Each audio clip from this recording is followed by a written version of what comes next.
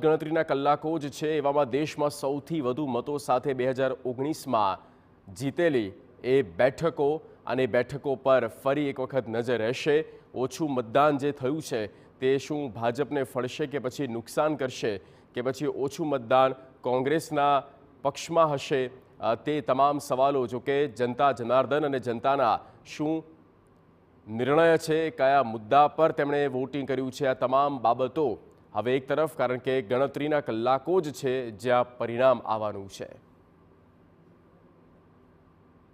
2024 લોકસભાની ચૂંટણીનું પરિણામ શું આવશે એના પર સૌ કોઈની મીટ મંડાયેલી છે। એમાં ઇન્ડી ગઠબંધન અને એનડીએ ગઠબંધનને કેટલી બેઠકો મળશે એના પર સૌ કોઈની ચર્ચા શરૂ થઈ છે। નવસારી લોકસભા બેઠક એ દેશમાં સૌથી વધુ મતોથી જીતવાનો વિક્રમ ધરાવે છે।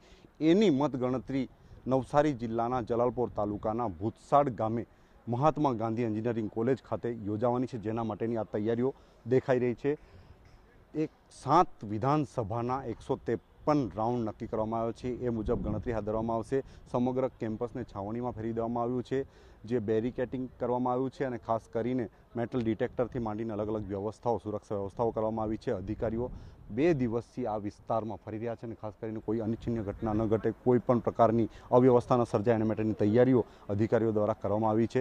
સમગ્ર કેમ્પસમાં અલગ અલગ કર્મચારીઓ, 2000થી વધુ કર્મચારીઓ મતગણતરીની પ્રક્રિયામાં જોતરાશે અને જે નવસારી લોકસભા બેઠક છે, નવસારી લોકસભા બેઠક પર 59.99% મતદાન થયું છે। 22 લાખ મતદારોમાંથી 13 લાખ મતદારોએ મતદાન કર્યું છે। હવે પરિણામ શું આવશે એના પર સૌ કોઈની મીટ મંડાયેલી છે, કારણ કે ગત લોકસભાની ચૂંટણીમાં 65% મતદાન થયું હતું અને સીધું આ વખતે 59.99% મતદાન થયું છે। એ કોને પડશે અને 10 લાખથી વધુ મતોથી જીતવાનો જે કંઈક ભારતીય જનતા પાર્ટી દ્વારા જે કંઈક નક્કી કરવામાં આવ્યું છે લક્ષ્યાંક, એ લક્ષ્યાંક પાર થશે કે કેમ એના પર સૌ કોઈની મીટ મંડાયેલી છે। નિલેશ ગામિત, TV9 નવસારી।